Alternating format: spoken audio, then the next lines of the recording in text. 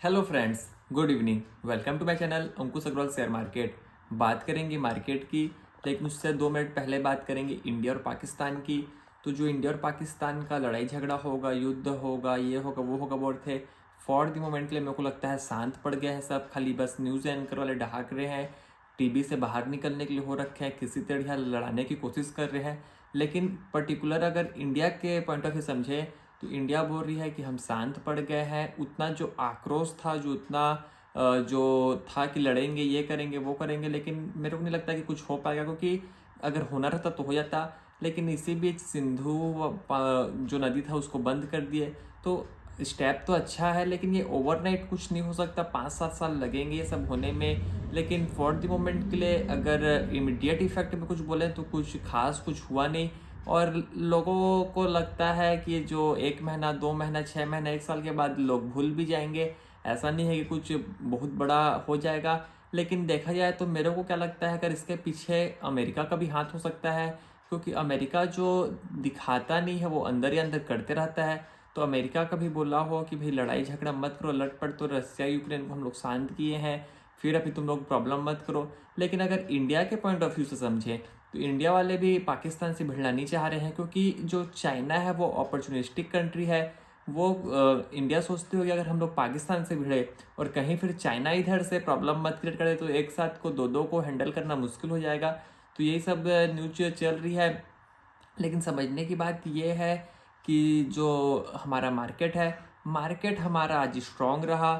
Market strong रहने के साथ साथ जो पर्टिकुलर शेयर थे, पर्टिकुलर शेयर में भी अच्छा तेजी देखने को मिली। डिफेंस वाले तो फुल फॉर्म में आ गए। उन लोगों को लगा, डिफेंस वाले को, कि आज ही लड़ाई होगा, आज ही युद्ध होगा, जितने भी मिसाइल है ये लगेंगे, एयरक्राफ्ट लगेंगे, ये है वो है। हेल का शेयर 10% से ऊपर भाग गया। तो ये सब कुछ ओवरनाइट नहीं होता है, कुछ प्रॉब्लम आती है फिर उसके ऊपर होता है, फिर इसमें टाइम लगता है। लेकिन जो मार्केट का सेंटीमेंट रहता है वो एकदम फास्ट एक्ट करता है, ताबड़तोड़ रिएक्ट करता है। तो उस हिसाब से जितने भी डिफेंस के शेयर थे सब फॉर्म में आ गए, पॉजिटिव आ गए, 10-10% तक चढ़ गए। लेकिन this is how the things are and this is how the market reacts when the this news flows are coming. लेकिन देखते हैं क्या होता है। लेकिन अगर बात करेंगे बाजार की, तो बाजार को में जो इतना ज़्यादा तेजी है वो है रिलायंस के चलते। रिलायंस का जो रिजल्ट आया उसके चलते तेजी आई और मार्केट को ऊपर की तरफ ऊपर की तरफ ले गया। और रिलायंस का शेयर से ये भी जो आ रहा है मोमेंटम समझ में आ रहा है कि मार्केट कभी रसिया यूक्रेन हो, कभी कुछ हो, कभी पैलेस्तीन हो, कि कुछ भी हो, अगर अंडरलाइंग स्ट्रेंथ स्टॉक में रहेगी, अगर फंडामेंटल स्ट्रांग रहेंगे, अगर रिजल्ट अगर अच्छी दिखाएगी कंपनी, तो शेयर में तेजी कैसे भी करके आई जाएगी। ये सभी लोग रोक नहीं सकते।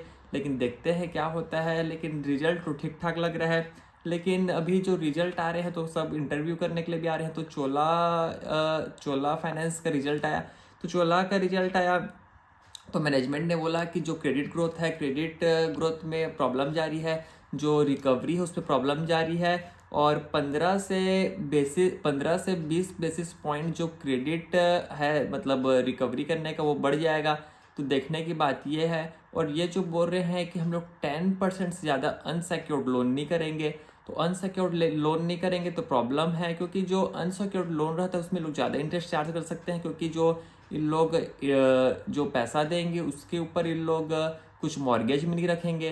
तो बिना मॉर्गेज के जो ट्रस्ट में देंगे, जो सिविल के बेस में देंगे, तो इन लोग सोचेंगे कि भाई कि इंटरेस्ट हमको ज़्यादा मिल जाएगा, क्योंकि हम लोग को तो कुछ मॉर्गेज नहीं मिला, अगर कल के दिन रीपेमेंट नहीं हो रहा है तो ये बात होती है। लेकिन इन लोग देख रहे हैं कि जब इंटरेस्ट का क्या करेंगे, अगर बेस अमाउंट ही नहीं आएगा, तो इसके चलते लोग 10% ज़्यादा नहीं करेंगे बोल रहे हैं।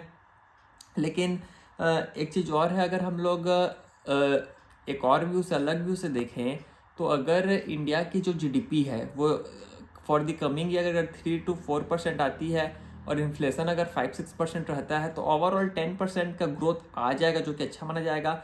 तो इससे सबसे ज़्यादा बेनिफिट करेगा बैंक्स, करेगा एनबीएफसी, करेगा। पहले फाइनेंशियल्स भी करते थे, लेकिन अब मेरे को नहीं लगता कि फाइनेंशियल्स उतने वर्क करेंगे। तो ये सब में तेज़ी देखने को मिल सकती है फॉर दी कमिंग क्वार्टर, क्योंकि ये सब अगर जीडीपी तो इतना 3-4% तो ग्रोथ करना ही चाहिए और इन्फ्लेशन तो इतना रहेगा ही। लेकिन देखते हैं क्या होगा। लेकिन बात होगी एफआईआईस की, डीआईएस की, तो फ्राइडे का ट्रेड का एक डेटा निकल के आया। तो उस डेटा में निकल के आया कि जो एफआईआईस हैं उन लोग बहुत खरीदारी किए।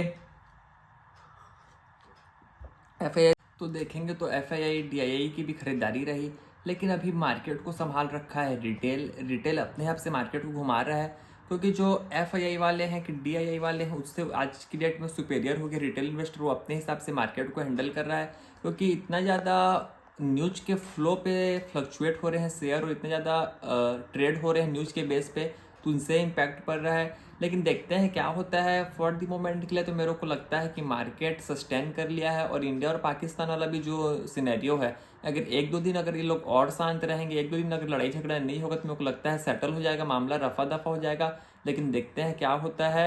यहीं तक रखते हैं, आपसे कल फिर मुलाकात होगी, तब तक के लिए थैंक यू।